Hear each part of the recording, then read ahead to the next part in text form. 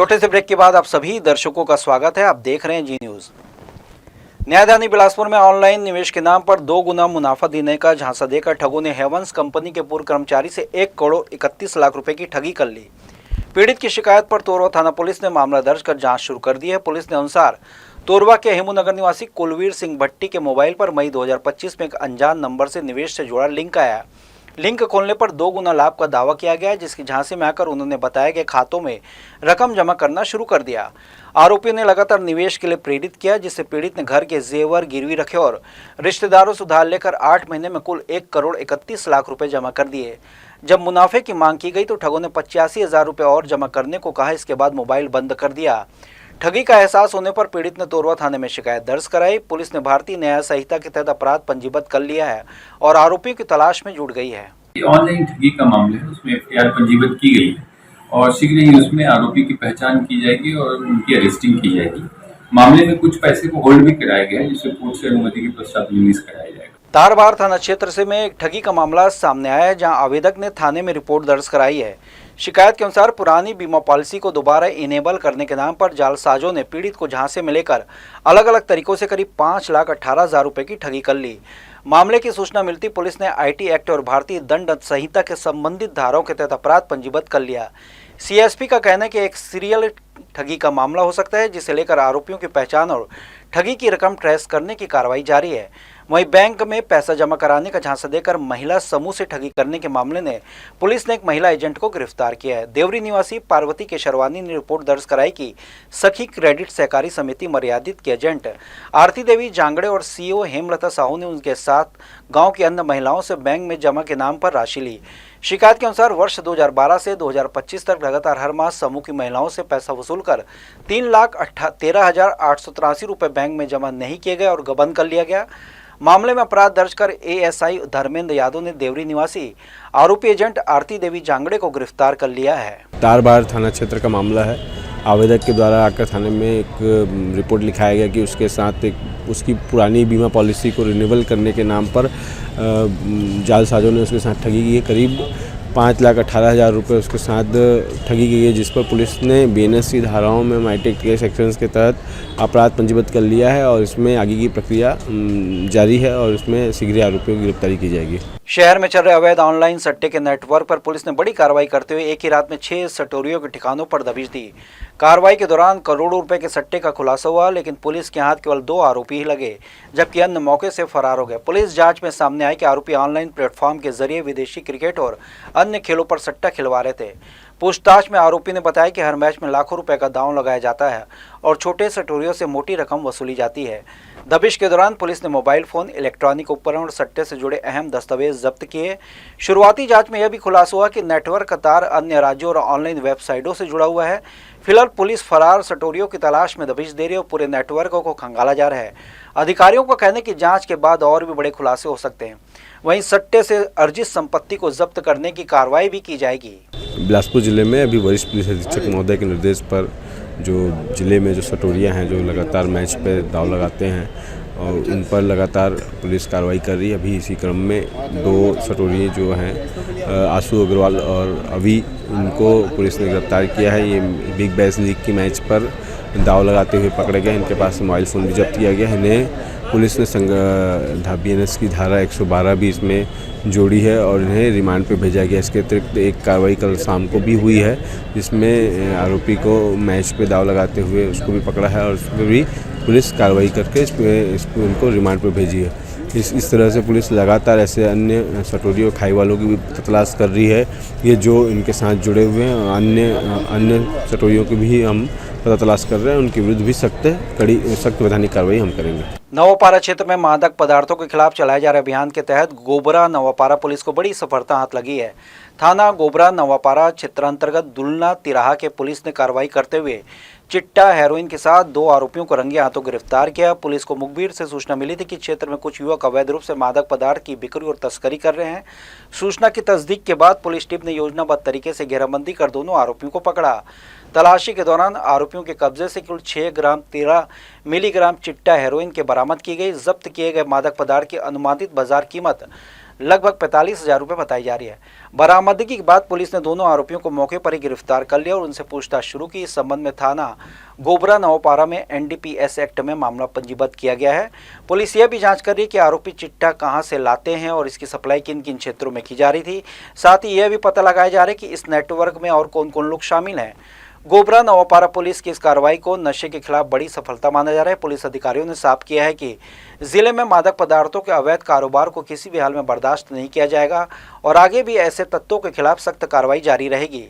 तखतपुर जनपद पंचायत की सामान्य सभा बैठक तय समय पर शुरू नहीं हो सकी और सदस्यों की अनुपस्थिति के कारण स्थगित करनी पड़ी। बैठक का बहिष्कार भाजपा समर्थित जनपद अध्यक्ष, उपाध्यक्ष व सदस्यों ने किया। जनपद अध्यक्ष माधवी वस्त्रकार ने CO सत्यव्रत तिवारी पर गंभीर आरोप लगाते हुए कहा कि जनपद क्षेत्र में विकास कार्यों से उन्हें कोई सरोकार नहीं। प्रतिनिधि और ग्रामीण अपनी समस्याओं को लेकर कार्यालय आते हैं, लेकिन अधिकारी उपलब्ध नहीं रहते और मिलने पर भी उन्हें टाल दिया जाता है। उन्होंने बताया कि इस संबंध में पंचायत मंत्री से भी शिकायत की जा चुकी है। बावजूद इसके CO की कार्यप्रणाली में कोई सुधार नहीं हुआ। वित्तीय कार्यों में पारदर्शिता नहीं, विभिन्न मदों की जानकारी मांगने पर संतोषजनक जवाब नहीं मिलते और जनपद पंचायत पारित प्रस्तावों पर अमल नहीं किया जा रहा है। उपाध्यक्ष राकेश तिवारी ने इसे जनपद सदस्यों के अधिकारों का खुला हनन बताया। वहीं सदस्यों ने आवास व राशन कार्ड जैसी योजनाओं में अनियमितताओं का आरोप लगाते हुए विधायक से मिलकर CO को हटाने की मांग करने का निर्णय लिया। दूसरी ओर CO सत्यव्रत तिवारी ने कहा कि सभी कार्य शासन के निर्देश के अनुसार किए जा रहे हैं और सदस्यों की अनुपस्थिति के कारण बैठक स्थगित हुई। देखिए, लगातार बैठकों में अधिकारी कर्मचारियों के द्वारा जनपद सदस्यों के और उनके मांगों की अनदेखी की जा रही थी, उनके प्रश्नों को अनदेखा किया जा रहा था, उनका मान सम्मान नहीं किया जा रहा था। तो सभी सदस्यों में, सभी जनपद सदस्यों में, सभी क्षेत्र की जनता में अधिकारी कर्मचारियों के कार्यप्रणाली को लेकर के असंतोष व्याप्त है। तो इसलिए उनका कोई काम भी नहीं हो रहा है। इसलिए उनके द्वारा सामान्य सभा का बहिष्कार किया गया है और हम अध्यक्ष, उपाध्यक्ष सब हम अपने सदस्यों के साथ हैं।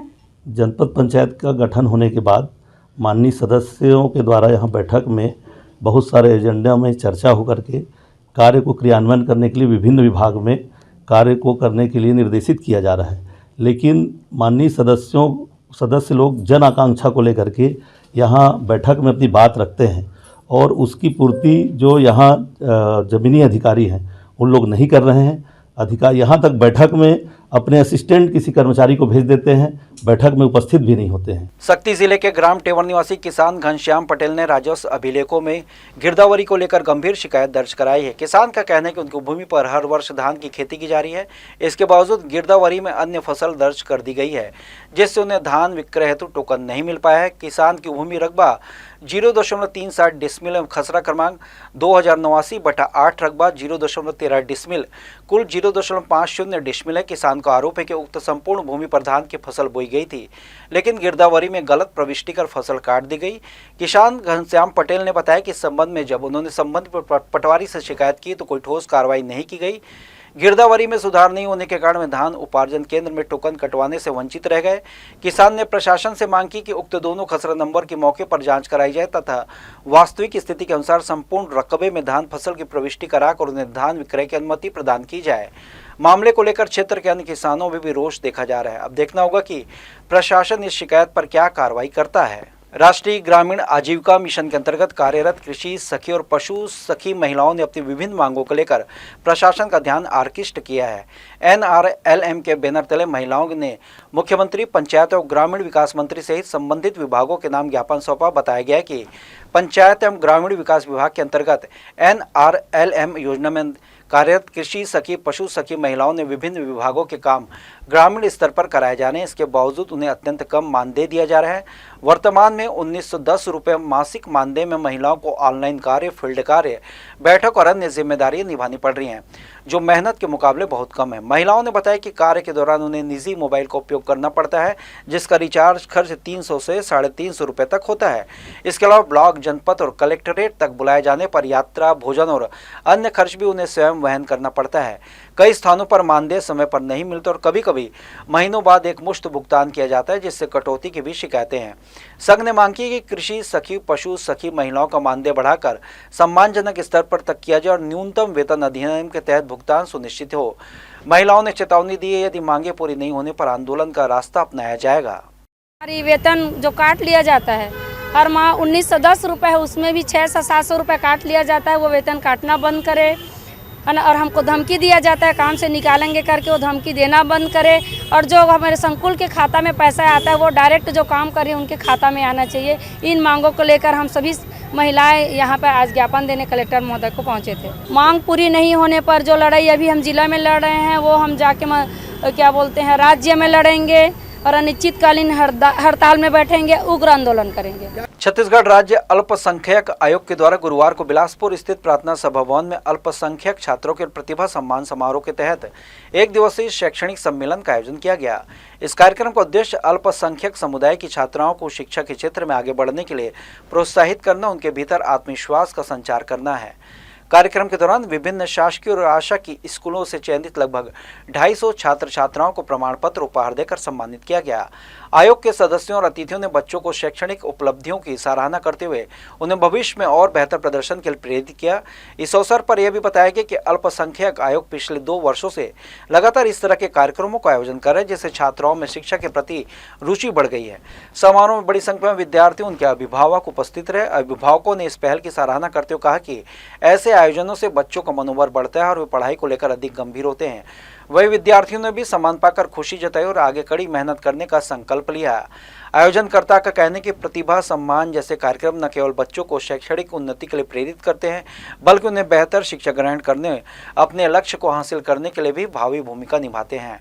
आयोग ने भविष्य में भी इस तरह के कार्यक्रम जारी रखने की बात कही। तो पहला तो स्टूडेंट्स के लिए जो जोश आता है ना, सामने एग्जाम्पल कैसा दिख रहा है वो उसी को देख करके खुश हो जाते हैं। और उनको जब दिखता है कि ये एक अफसर है जिसने यूपीएससी क्रैक किया है, तो पहला जोश वहाँ से आता है। दूसरा, मेरी 28 साल की सर्विस रही, 8 साल नेवी की, 19 साल आईटीबीपी में, तो वो उनको दिखता है कि एक डिसिप्लिन ऑफिसर है और उनके साथ में बात कर रहे हैं, उनकी जो बातें हैं वो ज़मीनी हकीकत से जुड़ी हुई है।